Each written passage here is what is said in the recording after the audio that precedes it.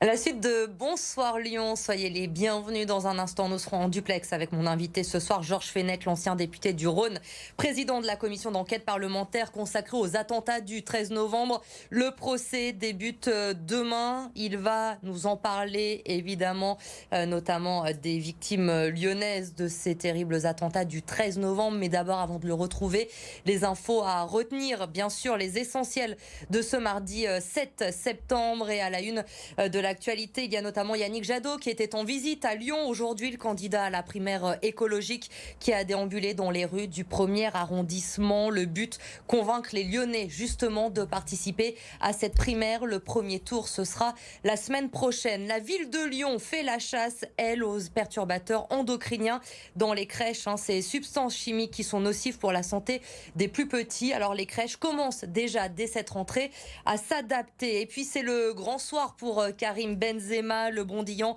retrouve Lyon avec l'équipe de France. Les Bleus affrontent la Finlande. À Lyon, tout le monde attend ce retour. On en parle évidemment et les images dès 23h, dès la fin de la rencontre sur BFM Lyon.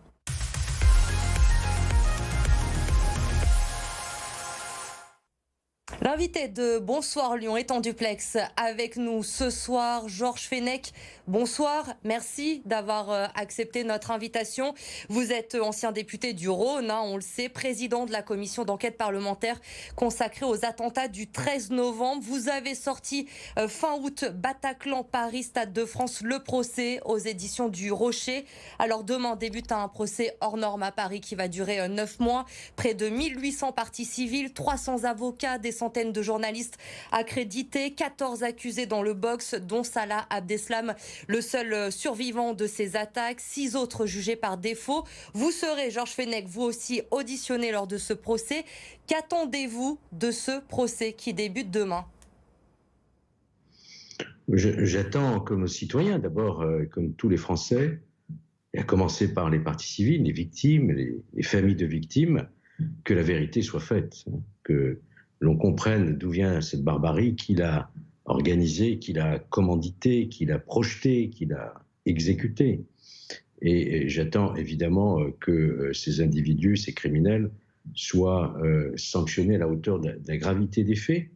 Mais aussi, j'en attends un débat sans doute de situer le contexte, savoir comment ces individus qui étaient fichés, suivis sous contrôle judiciaire, certains condamnés, comment ont-ils pu se déplacer avec autant de facilité dans tout l'espace européen, jusqu'à aller de Syrie par la Turquie, la Hongrie, en Belgique, et le lendemain à Paris. On va revenir, Georges Fenech, dans un instant sur ces dysfonctionnements, que vous pointez du doigt justement dans votre ouvrage.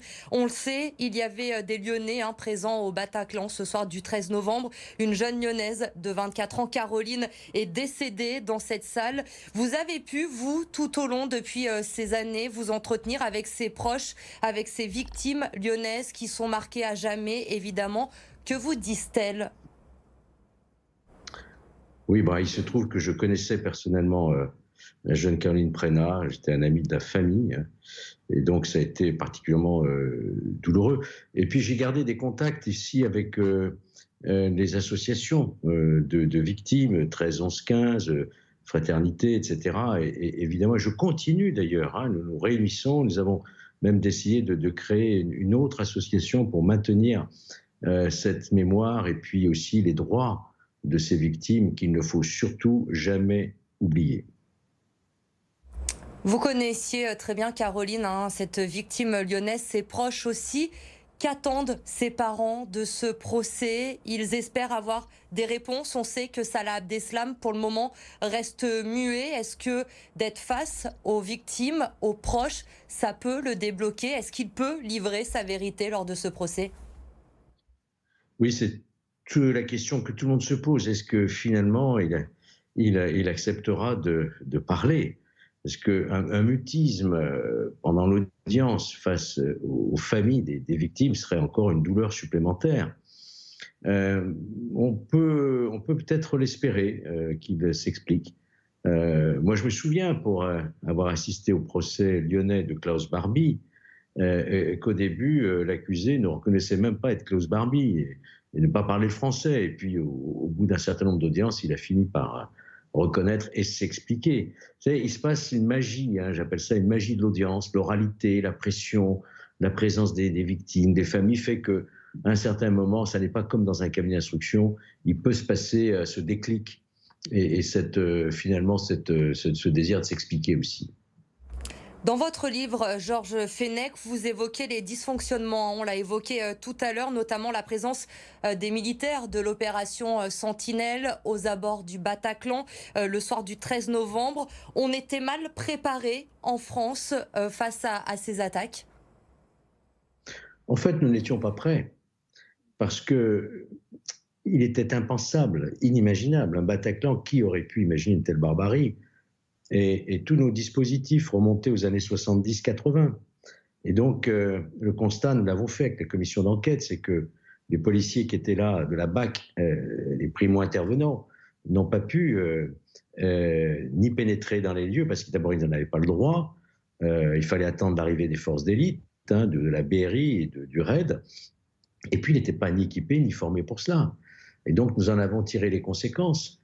Aujourd'hui, les dispositifs ont été totalement modifiés. Les primo-intervenants sont en capacité d'intervenir sans attendre les 20 minutes pendant lesquelles, malheureusement, le massacre a eu lieu. Il faut bien comprendre que c'était une tuerie de masse et pas une prise d'otage. Quant à la force Sentinelle aussi, qui n'a pas eu l'autorisation d'engager le feu, alors qu'elle était, elle, équipée de FAMAS, les 8 militaires, aujourd'hui, évidemment, on en a tiré les conséquences et on se souvient qu'à la gare Saint-Charles de Marseille ou au Louvre à Paris, les militaires ont engagé le feu. Donc vous voyez qu'on a tiré les conséquences de ces insuffisances de l'époque pour y remédier. On n'était pas prêt, Georges Fenech, c'est ce que vous dites. Pourtant, Marc Trévédic, ancien juge antiterroriste, on s'en souvient, il avait alerté, hein, plusieurs terroristes du 13 novembre étaient passés déjà dans son bureau. On a sous-estimé, sans doute, la menace imminente d'un attentat projeté depuis les théâtres irako-syriens, avec des commandos entraînés sur le mode militaire. On a totalement sous-estimé cela.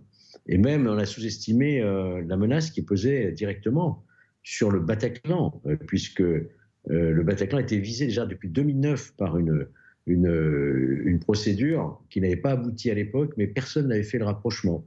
Et j'entends Marc Trévidic aussi, qui reste amer, évidemment, et qui regrette qu'on n'ait pas été suffisamment à la hauteur, je dirais, de cette menace à cette époque-là. Vous étiez, je le disais, le président de la commission d'enquête parlementaire, hein, consacrée à ces attentats du 13 novembre. Que retenez-vous de cette commission? Qu'avez-vous envie de dire lors de ce procès, lorsque vous serez auditionné? D'abord, cette commission, elle était composée de 30 députés. Nous avons travaillé en toute objectivité, impartialité, sans aucun clivage politique. Nous avons travaillé pendant 6 mois, effectué plusieurs déplacements à l'étranger et en France, et nous avons formulé 40 propositions de réforme. Et nous sommes très satisfaits de voir que la quasi-totalité de ces propositions sont aujourd'hui mises en œuvre, notamment la création d'un centre national de contre-terrorisme qui manquait et qui est rattaché au chef de l'État, et un meilleur partage, une meilleure coordination des services de renseignement.